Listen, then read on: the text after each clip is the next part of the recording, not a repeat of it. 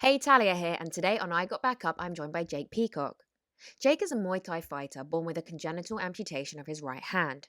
His amniotic band was wrapped around his forearm in the womb, which stopped his right arm from growing and leaving it in need of amputation. Suffering bullying and stigmatization, Jake knew combat sports would allow him to stand up for himself and become a stronger person. Moving from England to Canada as a teenager, Jake began chasing his martial arts dream. So, when you hear the phrase "I got back up," how does it make you think and feel? Well, you know what? I didn't know the podcast was called I Got Back Up until you told me 30 seconds ago. And I thought, wow, that's a great name for a podcast. Um, how does it make me feel? It makes me feel inspired. Like the first moment I heard it, I thought, oh, that's inspiring. Um, I bet there's some wicked people that have been on this podcast, some people that have been through it and had the courage to get back up and the motivation. And like we were just talking about, the mental side to getting back up is probably harder than the physical, right? Yeah, that's a lot of the times people, including myself, obviously everyone's whatever they're going through is very different, but sometimes the mental side of things can be a hell of a lot worse than the Yeah. physical. Yeah. Yeah, well, yeah. You hear the body gives up, or the mind gives up 10 times before the body ever will, something like that. Oh, yeah. Like if you're like your body can do amazing things. Your body can keep going, but the mind breaks, right? And if the mind doesn't break, then your body can keep going. Yeah, I was going to say, and vice versa. That's exactly what it is. It can get to a point where you're thinking your body is, breaking in That's inverted commas.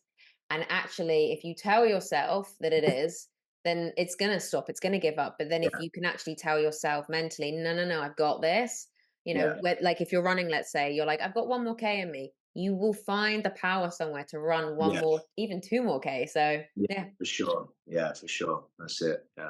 Yeah. So, what I want to do now is I want you to take everyone that's listening and everyone that's watching back to a place where you think and feel most resonates with just your entire story and then also, the person that you've become today. Yeah, like back to my childhood. Wherever you want to take it, everyone takes things very differently. Sure. I'll take it back to childhood and just growing up with one hand in my childhood. I'm a young kid and you don't really understand why everyone's always staring at you, looking at you different, making comments, making rude gestures. It's quite shocking that that even happens, right? But that was like everywhere you went. You go to the shopping center, you're in school, you're just going for a walk with the family, whatever. It was always like that. So growing up from as early as I can remember, as early as I was conscious about it, that was happening, or aware of it. Sorry, that was happening. So all throughout my childhood, with that happening, that's gonna eventually weigh on me quite a bit and wear me down. And I think I was pretty angry as to why are people treating me like this? Why are people looking at me like this? Um, and I was quite frustrated as a young kid. And then I guess the frustration became different. The older I got, my patience maybe, was a little less. And then even into adulthood, like I'm in university and, I got denied a job as a landscaping company because I nailed the interview. The lady said, "Oh, you nailed it." Sorry, I got to adjust that. You nailed the interview. You should be receiving an email confirmation that you've got the job in the next couple of days. And so I'm waiting, waiting, waiting. And then I follow up, like a week's gone by. And then the lady messaging back, oh, I told the project manager that, or the person that runs that certain field, that we were going to hire you. And he said that I would slow things down. He has no idea who, yeah, yeah, he has no idea who I am or like what I can do. He never even interviewed me. He doesn't even know who I am.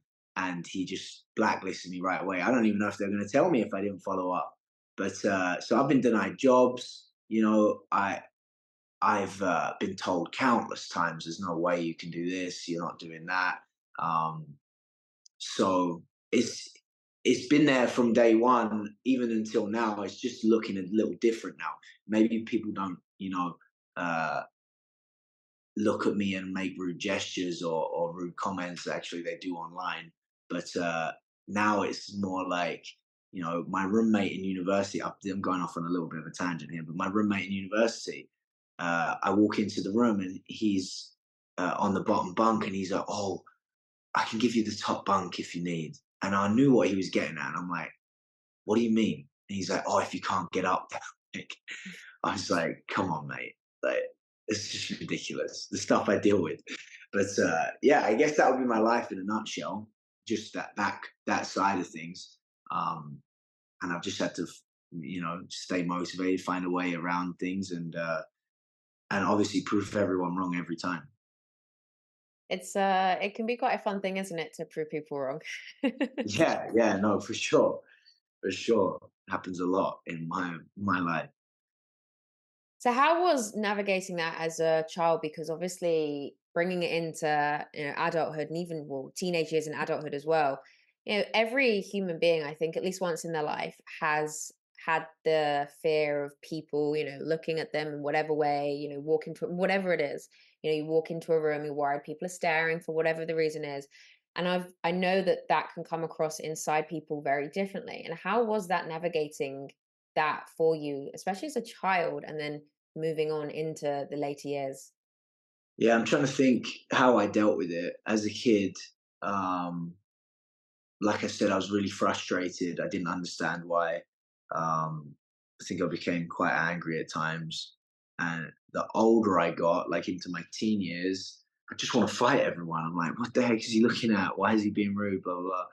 And I was probably I had a shorter fuse, so maybe a little bit volatile. I never got into fights, but I sure wanted to. I just remember playing football, and there'd be always be comments when I'm playing football, and I just wanted to have a fight with everyone just to shut people up. Really, my phone keeps sliding. Uh, then when in adult years, I obviously had to manage myself differently. Um, and that kind of all changed when I became a Christian. Um, beforehand, I was finding my identity from, what I looked like, who I was as a martial artist, um, all of these things, and I wasn't finding it from God. And all these things changed. The way I look, the way I look isn't maybe perfect, or I'm going to change in the way that I'm looking. My fighting isn't going to be the same. I'm not going to always win. So when I was finding my identity and all these things, they were always changing. So it was like my identity was like never solid, never firm. Um, but God is unchanging. And when I realized that, and when I found my identity in God, then everything changed for me. I never was insecure about, the way I looked, about my arm. When people made comments or thought I couldn't do something, it didn't affect me in the same way. Obviously, it's still sad that people would, make rude comments or gestures and this, that, and the other. And maybe it's frustrating, but it didn't have the same hold on me. And things really, really changed for me like in that moment.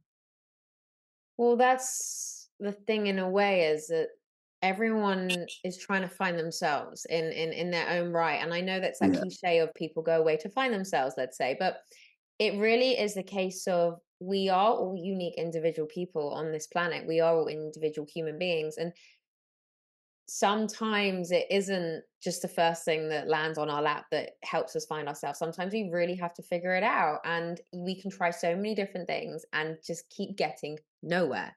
And Yeah. sometimes out of nowhere, something else can just arrive. And it's like, hey, wait a sec. And you start to really discover yourself and you start to realize what you enjoy, what you don't like. You like you were saying, it's not even necessarily about what you look like on the outside. And you really start to find who you really are as a person. Yeah. Yeah. For sure. Yeah. No, I think that's what happened, right?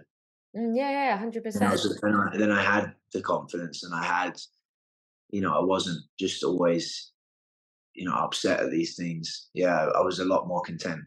Mm. It is. It's really finding the happiness and the love for yourself inside.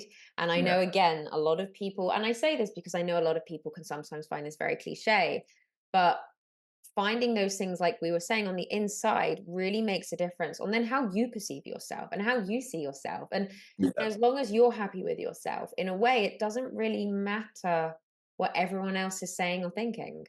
yeah. It's realizing that for sure. It might take some time to realize that, but that's the truth.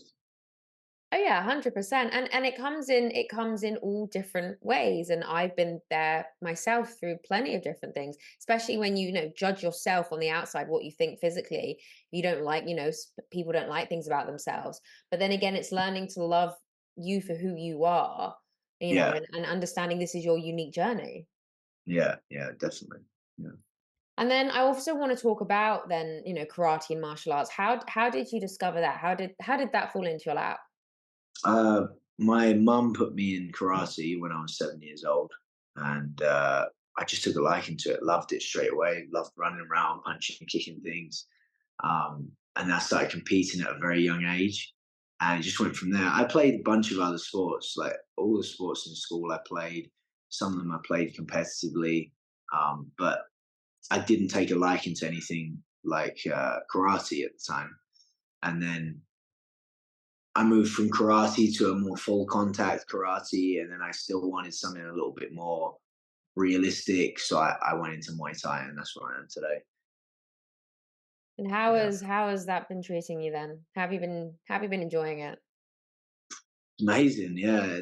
Never saw myself here. I mean, I've always believed that I could reach the highest highs in the sport, or the highest heights.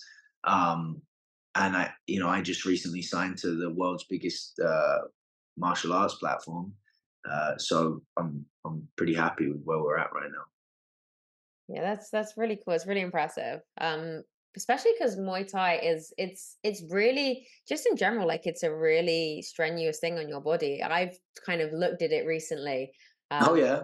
but I worry about my knees. Oh yeah, No, yeah, yeah. No, yeah. you'll be fine. You'll be fine. No, because I like the idea of like kicking things like that, but I'm worried. But see, again, I'm worried one wrong kick, whoop, my leg will go. But What do you do? What do you do? Do you do anything right now?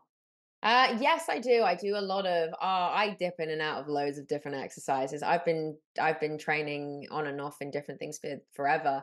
At the moment, I'm swimming a lot. I like that at the moment. I like that for my legs. Yeah. I like to do a lot of things in the gym. I have to keep very strong legs for the rest of my life. Yes. My Yes. surgeon and my physio both told me that. I mean, Yeah. I don't mind, but it's something that it's like when people ask me how I'm doing now, it's something that I'm always aware of. I will have to continue doing. I'll have to keep my Yeah. legs strong. Yeah. And Yeah. I'm okay with that. Yeah. No, for sure. Yeah, I think you might be able to get. You might be able to do it for sure. Muay Thai. Yeah, yeah. I think try it out.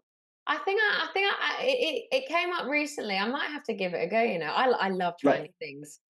yeah, like lots of people I know, torn ACLs or MCLs and that, and they get into Muay Thai and they never have a knee injury again. It's when people that are doing Muay Thai, they go out and they go play football or something, and then they bust their knee. Or they do something else, another sport, but this sport, for some reason, you don't get a lot of knee issues. Okay, well that's the winning line for me. I've done my ACL and my MCL, so well when I do it, I'll be like, hey, look at Yes, me. give me a shout. Give me a shout out. I will do. I will. Amazing. So, what have you got? Have you got anything exciting then in that field coming up? Yeah, I've got a fight in Atlanta, Georgia, November 8th. So that's a big one. That'll be probably their biggest show of the year. It'll be at the State Farm Arena. There's like 17,000 seats. They'll probably sell out. So it's going to be a really good one. Nice. That'd be amazing. Good luck. Yeah, thanks. And do you feel that everything that you went through, we were saying with like, especially in your young ages, with worrying what people were thinking and saying things like that. Do you feel that finding this sport helped you mentally with regards to those kind of things? Um, not like, I think it was a hindrance. Like I was saying, I was in Muay Thai as an amateur, and that was when I realized, oh, I'm really taking my identity from, who I am as a fighter. So, I was good. I was like 3-0 as an amateur. Um, and I was doing a lot of winning, but that's why I was taking my identity from it. And so I was not, content with like how I looked. And, you know, if people did make comments, it would really get to me at that time. And then what happened is I took a step away from the sport completely. I said, I'm never going to fight again. I'm never going to go into a gym again. And I got my relationship right with God. I realized like that side of things. And then I came back like 3 years later, and I decided to start training people again. To start training people again. And then I was encouraged by a few people that I should maybe look into fighting professionally. And I just said, oh, all right, we'll see. We'll see how it goes. We'll take one fight at a time. And and it just went great. And because my relationship with God was different, that meant my relationship with myself was different. And I wasn't affected by these things. I had the confidence. I'm just a completely different fighter now. Like I was so much better. And I went from only having, not many people know this, but I went from only having 3 amateur fights and then turning pro. People in Muay Thai, they have maybe 30 amateur fights minimum before they even think about turning pro. But I had 3 amateur fights, turned pro. Now I'm 12-1 as a professional, and I'm signed to the biggest promotion in the world, all with one hand. And that's only because I figured my crap out, and now I'm a better fighter because of it. Yeah, to be honest with you, it makes a load of sense. And again, like were saying before, it's finding out yourself, figuring out yourself, discovering Right. yourself, and once you start to feel and live authentically you, the things all start to fall into place. Yeah. Yeah. No, that's what happened with me for sure. And then when we're talking about that, I know this is a very personal question, and obviously, if there is anybody that is listening that wants to or has kind of started to dip into finding God, what were the first steps that kind of you took or that you kind of found were happening for you? Uh, I think I just got to a place of maybe desperation, and realized like, everything around me in the world just fades away. Everything changes or fades away. But I realized that Christ was unchanging. That is always going to be the same. Um, and I think when I realized that and decided to put my trust and my faith in Him, then that was what got me started in that direction. So I mean, some people, they don't come to a place of desperation and they realize it, but me, I think it was a place where like, I couldn't. I was like, how am I going to do the next, 80 years of life? Well, not 80 years, 60 years when I was close to 20, 60, 70 years of life left. How am I going to do the rest of my life? You know, living like this, I just can't. It's not sustainable. And yeah, I think that's how. So, on that, then, what would you say to somebody that if they were to come to you for advice, what advice would you give to them if they said, I don't know how to, whatever they're going through, I don't know how to do the next, 60, 80 years where I am, what I'm doing, with what's going on in my mind, whatever it might be. And they say, what advice do you have? What would you say to them? There's a lot of things I could say to them.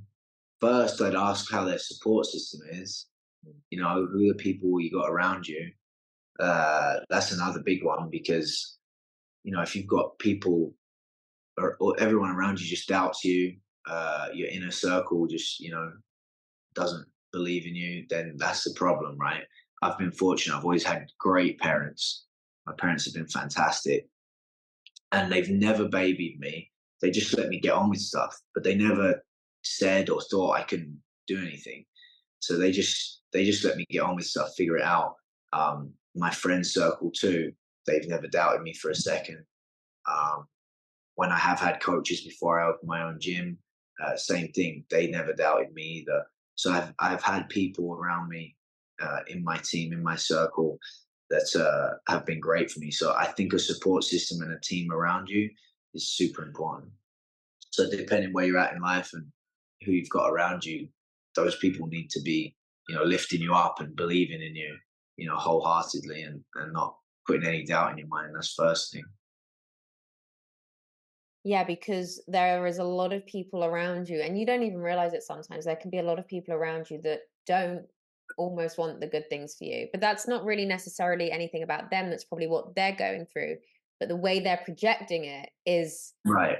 by not making you then believe in yourself because, yeah, they're not lifting you up. They're not positive. They're not helping you with whatever it is that you're Right. going through. Right. Yeah. No, for sure. Yeah, I agree. Yeah. Is there anything else that you would share then? Um, yeah, and then at the end of the day, it would have to come down to God, you know. In my opinion, like what are you living for? If you've got a greater purpose and you're looking at something bigger than yourself, uh, you know, the be all end all of life, like what's your purpose? So I find great purpose in the fact that God has created me to he's given me a skill set in Muay Thai to give the glory back to him, so I can perform freely and at my absolute best in the ring, knowing that this is what I was made to do, is to use the skills God's given me in a very unique way, to give Him glory. So finding your purpose that way as well is very, very important, because then that will push you on. This is where you talk about the mental side of things. uh, it's going to push you on, when things get tough, when things get difficult. If there's roadblocks in your way, you're not just going to roll over and give up. You're going to find a way around it. It's going to give you that strength to think outside the box. 100%. And that's exactly like what we were saying before, discovering yourself, discovering your purpose, living authentically as who you are, who you're meant to be, and who you were put on this planet to be. You're right. When you then hit stumbling blocks, obstacles in your way, if you have started to be on that journey where you believe in yourself and you believe in, maybe other things around you, whatever it might be, you start to come across these obstacles and they're an obstacle, but you know there's two routes. They're an obstacle that's going to knock you straight back down, or they're Yeah, going to and you're going to stay there, or they might knock you down, but then yeah. okay, I've got a small window and I'm coming back up, however long That's it it. takes, I'm coming back up. Yeah, yeah. No, I coined this phrase, I think a couple years ago. I said it in the gym. People were slacking in the gym or something, and I was teaching a class, and I just shouted out the words "be about it, be about it," and it stuck, and it just spread like wildfire through the gym. And then I started doing seminars all over Canada, and people were saying "be about it," and I'm like, how do they know this phrase "be about it"? And it's because I put it on social media and that. But and then I had a documentary done on me, like a 45-minute documentary, and they titled it "Be About It," and it's kind of become my slogan. It's funny because I actually heard Beyonce say it the other week, and I was like, "What the heck? I should have copyrighted that." I got to take legal action here, but it's kind of my phrase now, and we've got T-shirts made and hats made, um, but it embodies everything that I believe in. If you want to get something done, be a person of action and not a person of words. Get it done. If you're struggling, all right, let's find a way around it. Be about it and get it done. So I always say those words, to people that need a need a lift up, and it might be a little bit of tough love at times, and not the most compassionate, but I am a very compassionate person. But at the end of the day, you have to be about it in this life. This life, you can't have pity parties in life. It'll eat you alive. At the end of the day, you've got to be about it. You've got to be about it. You got to realize your goal, what you want to do. With you, you got into an accident, you couldn't walk, you wanted to walk again, you made it happen, right? Through a lot of pain, knee surgeries, a lot of time, a lot of setbacks, a lot of pain, a lot of tears. But you wanted to walk again. You wanted to get your life back, and you had to do that somehow, and it wasn't going to happen by just lying in bed, you know, feeling sorry for yourself. You had to be about it, so you are about it. I love I'll get that. Be about I'll it. get you I'll get you a t-shirt sometime. Yeah, please. I would love that. I'll wear that to the gym. Yeah, yeah, yeah, for sure. No, I'll wear it to my Muay Thai class. There we go. There we go. No, but I really do like that. Be about it. You're so right, because the thing is we all have dreams in our own ways. We all have, we can all say things, but actions speak louder than words. They do. And if Yeah, you can visualize, you can dream, you can say you want whatever it is, but unless if you sit in your bed all day, it's not going to work. You have to be about it. You have yeah, to, in your however it is, you have to get up, get out. And even if that's one tiny little step, like literally getting out of your bed that day, if that's where you yeah, are, then yeah, you're already one step closer, and yeah, you have to put action ahead. yeah. No, I agree. Definitely. So remember, dreams don't come to life just by thinking about them. You have to take action. Your dreams won't work unless you do. So don't just be a person of words, be a person of action. Because no matter the obstacles, there is always a way forward, even when it feels impossible. You are capable, you are worthy, and your goals and dreams matter. Things don't change by staying still. So get up, show up for yourself, and make it happen. You're also stronger than you think, and the only way is through. So don't just think about it, be about it, because that will change your story. So until next time, remember, you have the power inside you. We all do. You have the power to get back up.